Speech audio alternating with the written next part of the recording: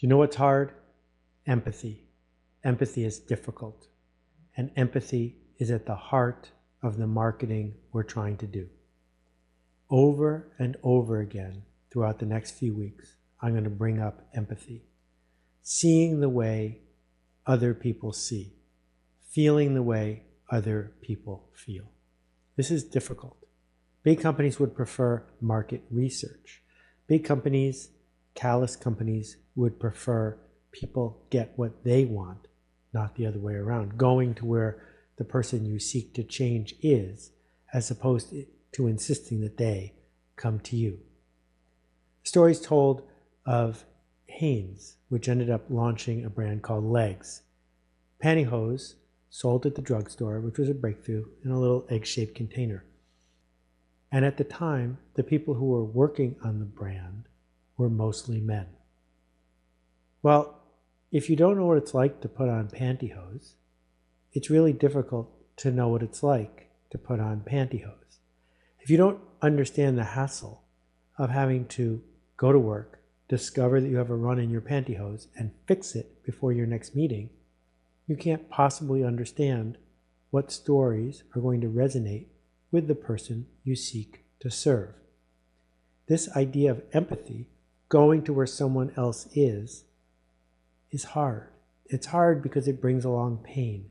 You already have your own pain, your own insecurity, your own feelings, and now we're asking you to also feel what they feel. We're asking you to try to see the world as if, through their eyes. The thing is, it's not that your customers don't know what you know. You could solve that easily. You could send them a memo. You could call them on the phone. You could yell about what you know. It's that they don't believe what you believe, that they don't care about what you care about. And that is the challenge of being able to think like a marketer, to act as if. So what it means is that if you're an architect, an architect's market, it pays to spend a day in a wheelchair. It pays to spend a day or more without being able to see. Now, you will never be able to understand what it is to spend a life as a disabled person, or what it is to spend a life as a member of a minority that's looked up at or down upon, right?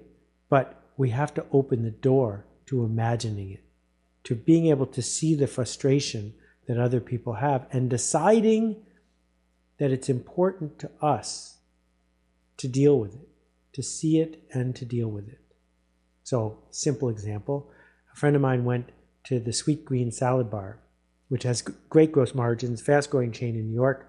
They'll sell you a salad for $12. Well, they decided to stop accepting cash because they have a bunch of reasons, but mostly it's a pain in the neck to have to watch the cash, count the cash, slow down for the cash, etc. Well, one day, customers were waiting in line, and their internet system went down, so they couldn't accept credit cards either. So when he got to the front of the line, the clerk said, "Credit card machine's down, salad's on us, thank you." That decision was all about not what was good for Sweet Green in that moment, but what was good for the customer who had invested in coming to the store, who had trusted the store to show up and keep their end of the bargain. So when you treat the customer that way, when you say without saying it, "Oh, you went out in the rain, you came all the way to our store, it's lunchtime, you're hungry, you don't get a second chance to go get lunch, take the salad." Part of it is you gave people a deal, you gave people a bargain, but most of it is in that moment you saw it through their eyes. My friend Susan Piver tells the story of her fear of flying. And she was on a Delta flight and freaking out. And about 5 minutes before the flight took off, the pilot came back and sat next to her in an empty seat. And he talked to her about his career in flying. Here's what he didn't do. He didn't insist that Bernoulli's law meant that no plane could crash. He didn't show pages and pages of statistics that flying a plane is safer than driving to the airport. It didn't matter because Susan already knew that. It's just that Susan didn't believe what he believed. And in that moment of empathy, what the pilot did was simple.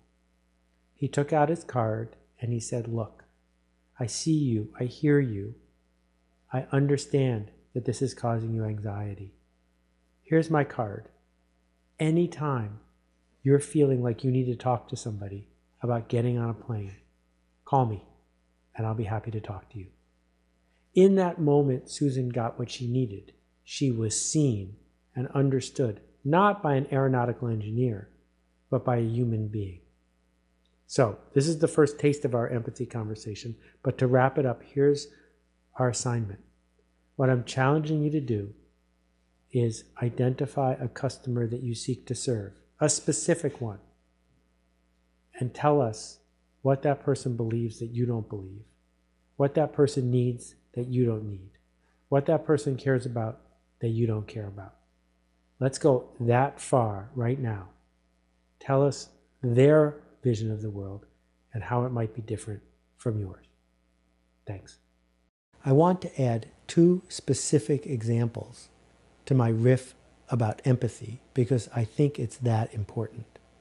The first one is the challenge of the nonprofit fundraiser. If you work for the March of Dimes or Charity Water or Acumen, or even more so if you work for Harvard or Yale, you have a problem. And the problem is you're busy trying to raise $100,000, $500,000, or even $1 million donations from wealthy people. And deep down, you're saying to yourself, this is crazy. I'd never give $100,000 to a charity like this. And the reason is simple, because most people who are professional fundraisers are not wealthy philanthropists. So they don't have innately an understanding of why anyone would give $100,000 to charity. The answer is really simple. A rich person who gives $100,000 to charity is doing it because it's worth $150,000 to them to tell themselves the story about the impact they're making, or the work they do, or the value of having their name on a building. They're buying it because it's a bargain. That's what's going on in their head. They're telling themselves a story about legacy and about impact.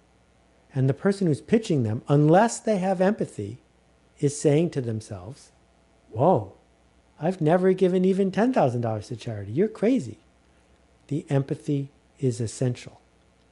Let's also consider the case of the business-to-business salesperson. Most people who sell to businesses don't really understand what it's like to spend someone else's money. So if you're busy pitching a $100,000 ad campaign or busy pitching $1 million laser cutter, you're sitting there talking to someone across the table and you're saying to yourself, I'd never buy this. $100,000 is a lot of money. $2 million for a Super Bowl ad? That's crazy. And the person who's buying it, who's spending someone else's money, is asking themselves a simple question. Will my boss like this? Will buying this bring me the ability to tell my boss I did a good thing? Will this improve a metric that I can bring to my boss? Once a business-to-business marketer understands what's on offer, which is not an ad, which is not a laser cutter, but a story, she's better able to connect to the person she's telling the story to. So back to the core assignment. It's really simple and incredibly difficult. These people you are hoping to change, what do they believe that you don't believe? What do they see that you don't see? What do they want that you don't want? They are different than you. They think differently than you. Everyone does. But great marketers have empathy. Empathy for what's going through the other person's head.